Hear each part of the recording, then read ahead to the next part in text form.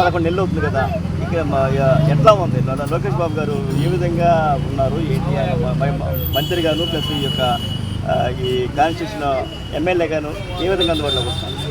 లోకేష్ బాబు గారు ఈ నియోజకవర్గాన్ని బాగా అభివృద్ధి చేస్తున్నాడండి. అన్ని విషయాల్లో కూడా, రోడ్ల విషయంలో కానీ, డ్రైనేజ్ విషయంలో కానీ ప్రజలకు అందుబాటులో ఉంటున్నాడు. లోకేష్ బాబు గారు అంటే చంద్రబాబు నాయుడు గారి తర్వాత ఆయనను అలాంటి వ్యక్తి మనకి ఎక్కడ అందుబాటు ఉండు. మనం అనవసరం లోకేష్ బాబుకి ఇక్కడ లోకేష్ బాబు వేసినా కూడా మనకు అందుబాటులో ఉండి ఆయనతో మనం మాట్లాడలేము అని ప్రజలు అనేక రకాలుగా విషపూర్వకం చేశారు. కానీ అలాంటిదే లోకేష్ బాబు ఎక్కువ శాతం మంగళగిరికే కేటాయిస్తున్నాడు. బాబు గారు కూడా అన్నారు, అరే బాబు నువ్వు వచ్చి మంగళగిరి తీసుకున్నావు, నువ్వు రాష్ట్రం మొత్తం సుడిగాలు పర్యటన చేయాలి, అలాంటి వ్యక్తులు ఓన్లీ మంగళగిరి తీసుకున్నావు అంటే మంగళగిరి ప్రజలు నాకు పట్టం కట్టారు.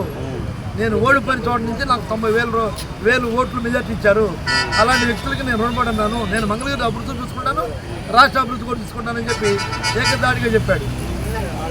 ప్రజా దర్బార్ పేరట ప్రజల యొక్క సమస్యల్ని అప్పటికప్పటికే క్లియర్ చేస్తున్నాడు.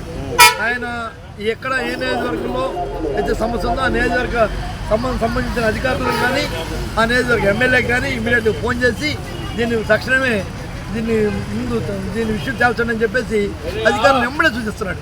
ప్రజలు అక్కడే నిర్ణయిస్తున్నాడు. ఇప్పుడు చంద్రబాబు నాయుడు గారి పరిపాలన తీరు ఎలా ఉంది? చంద్రబాబు నాయుడు పరిపాలన మోడీ గారు ఒప్పుకున్నారండి. మనం చెప్పేది 11 నెలలు ఎలా ఉంది? 11 నెలలు బ్రహ్మాండమైన పాలన ఇస్తున్నాడు.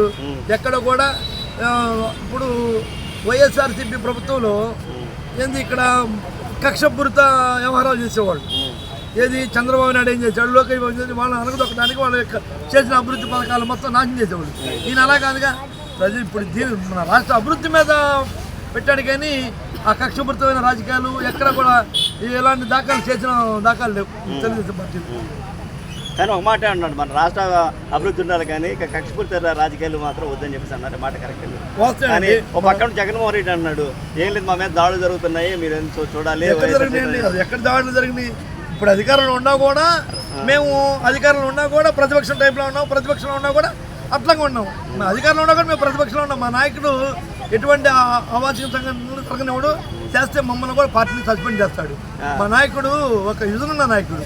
మోడీ గారు ఒప్పుకున్నారు ఏమని, చంద్రబాబు నాయుడు గారి యొక్క హైటెక్ సిటీని చూసి నేను గుజరాత్లో ఈ విధంగా టెక్నాలజీ చంద్రబాబు నాయుడు వల్ల ఆయన ఒక్కడి వల్ల అయితే పెద్ద ఆ రాజధాని అభివృద్ధి కానీ పెద్ద హైటెక్ కంపెనీలు కానీ తేవాలంటే ఒక ఆయన స్ఫూర్తి అవుతుంది, ఎవరి వల్ల కాదని చెప్పి మన ప్రధానమంత్రి మోడీ గారు సాక్షాత్ మొన్న అమరావతి పునర్నిర్మాణం టైంలో మాట్లాడారు సార్.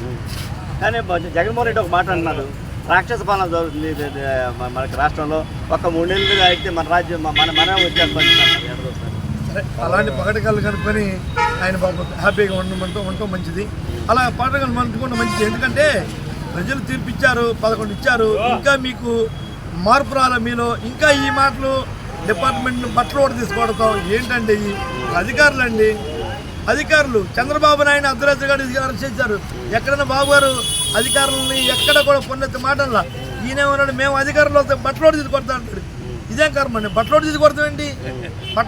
ఏంటండి? నువ్వు వచ్చి టీడీపీ కన్నా ఇంకా చెంచారికి ఇంకో పని చేయి. నువ్వు వచ్చావు, ప్రజలకు జనం 150 సీట్లు ఇచ్చారు. నువ్వు చేసిన పాలన ఏది? నీ పాలన చూసి, నీ యొక్క అరాచకాలు చూసి నీకు 11 సీట్లు ఇచ్చారు. 11 సీట్లకి నిన్ను అంకితం చేశారు. మీరు ఈసారి ఆ 11 సీట్లు వాటిలో మీరు ఉంటారో లేరో కూడా ఒకసారి మాకైతే డౌటే. ఎందుకంటే ప్రజలు ఇప్పుడు రేపు మహానాడు కడపలో పెడతారు. మా నాయకుడు మీకు కడపలో మేయరు ఇన్ని ఇప్పుడు టీడీపీకి చాలా అంటే మా నాయకుడు విజనున్న నాయకుడు అండి. అక్కడ నీరు విషయంలో కానీ వాళ్ళకి ఎటువంటి సౌకర్యాలన్నీ కల్పిస్తారు. రాష్ట్రంలో ఎక్కడెక్కడ సౌకర్యాలు కూడా అభివృద్ధి. ఇప్పుడు వెనకబడి ఉన్నా కూడా మన రాష్ట్రం ఆర్థికంగా వెనకబడినా కూడా కంపెనీలు వస్తున్నాయి. ఈసారి చంద్రబాబు నాయుడు 2029లో బంపర్ మెజార్టీ ఇంకా ఇప్పుడు కన్నా ఎక్కువ సీట్లు వస్తాయి. మేము పవన్ కళ్యాణ్ గారు ఇంకా కలిసే ఉంటాం. 2029 కూడా కలిసే ఉంటాం.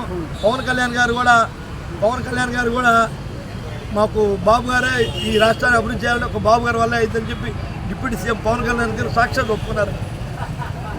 ఎవరు అన్ని మాటలు చెప్పినా కూడా ఈ రాష్ట్రం మాత్రం మళ్ళీ 2029లో టీడీపీ వచ్చింది. ఈ రాష్ట్రాన్ని అభివృద్ధి చేసి హైటెక్ సిటీ అని హైదరాబాద్ మొత్తం డెవలప్ చేసింది. కేటీఆర్ ఒప్పుకున్నాడు, అందరూ ఒప్పుకున్నారండి. అత్యంత మహారాజులు మొత్తం ఒప్పుకున్నారు హైదరాబాద్ డెవలప్కి ఒక చంద్రబాబు నాయుడు అని. దానికన్నా ఇంకా మెరుగైన రాష్ట్రంగా ఆంధ్రప్రదేశ్ అని అమరావతి రాజధాని చేసి ఇప్పుడు చంద్రబాబు నాయుడు స్వాతంత్రపరుడు అయితే వాడు చిత్తూరుకి వెళ్ళి పెట్టుకోవచ్చాడు రాజధాని తీసుకొచ్చి నడి రోడ్లు ఇక్కడ మనం ఇక్కడ ఎందుకు పెట్టాడు? అందరికీ అందుబాటులో ఉండాలి. అటు విశాఖపట్నం వాళ్ళకి ఇటు అనంతపురం వాళ్ళకి అందరికీ సెంటర్ పాయింట్ అండి ఇది. అందువల్ల ఆయన చేశాడు. దాంట్లో మళ్ళీ ఏంటంటే ఇక్కడ నీటి సౌకర్యం తీసుకున్నాడు.